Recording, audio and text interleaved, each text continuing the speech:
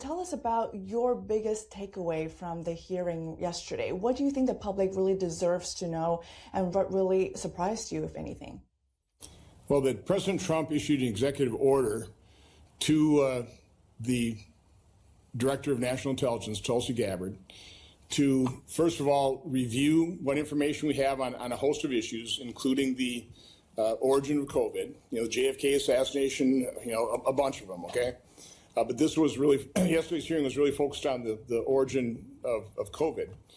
And so Director Gabbard set up a unit, got experienced people, one individual, Jim Erdman, former CIA, well, he's still CIA, and formed this group to review these documents and then make them public. And the CIA sabotaged their efforts. They were surveilling their computers and their communications. And they certainly didn't provide the documents that the President of the United States ordered. So this is the deep state. In terms of the origins of COVID, I think we knew or highly suspected, what was revealed, what that group did find out.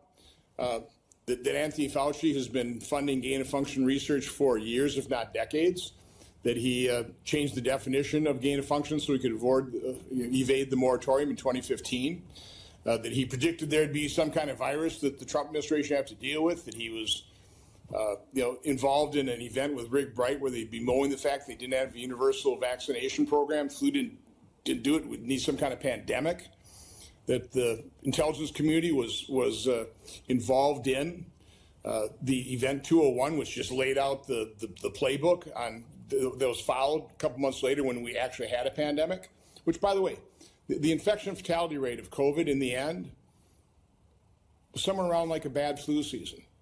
And yet we freaked out the global population. We imposed on them, we mandated to many of them to take an experimental gene therapy, which now we know from the report I issued 2 weeks ago that FDA was made aware within 3 months that there were safety signals screaming at them with a different analytic program looking at VAERS, but I didn't need that because we went from an average of 280 deaths reported VAERS associated with vaccines from the inception of VAERS in 1990 to over 21,000 worldwide in 2021. That safety signal was screaming at me, but apparently not to the COVID cartel. But anyway, so we just see the deep state undermining the President of the United States, the Director of National Intelligence, and the legacy media is yawning. There's not one major news outlet, not CBS, NBC, ABC, PBS, CNN. I brought up last night with Jake Tapper. Hopefully he'll read the report and have me back on. But not one of those major news outlets has reported on my bombshell report from 2 weeks ago about the fact that Peter Marks, head of the division within FDA that approves vaccines and is supposed to surveil them for safety, was made aware of the fact their algorithm was going to hide the signals. And then 26 days later, he was shown a new algorithm that showed the signals. 25 of them, including sudden cardiac death, pulmonary infarction, Bell's palsy, different types of strokes. Month after month, you got new updates, more safety signals. They ignored them. They used the old algorithm that they knew was going to hide the signals, so they go and lie to the American people and say, well, we're just not seeing safety signals. It's a major scandal. I don't know how many tens, hundreds of thousands of people are permanently disabled or died because of their bold-faced lie to the American public, the violation of what their responsibility was to the American public, to make them aware, to fully inform them so the Americans had fully informed consent. For example, when they subjected their children to the injection because they were being told this is a pandemic of the unvaccinated, and if you didn't get vaccinated, you're going to kill your grandma.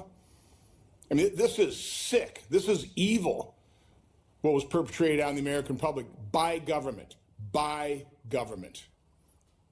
The American people ought to be outraged, and at a minimum, the complicit media ought to at least be covering this, and they're not. What accountability measures do you think there should be for officials that are allegedly involved in this, as well as for American media outlets that you said might have played a role in assisting that? Well, if you were complicit in somebody's murder, what kind of accountability, what kind of criminal penalties would you have? Again, the American people were looking to the science, right? Fauci, he was the science.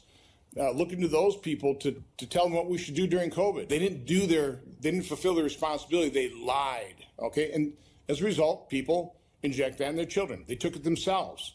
People died. 24% of Americans, according to a Rasmussen poll, believe they knew somebody who died of the COVID injection. A quarter of the American population.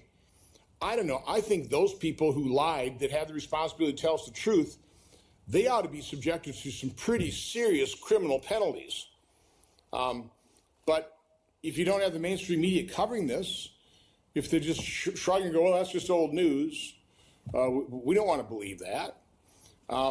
Currently, that's the state of affairs. I mean, this is a bombshell. All the actions Fauci took over the years, and he's just skating away with a pardon, with all the royalties he's made, with his big pension. You know, he used to have service protection. That's how Fauci's being held accountable.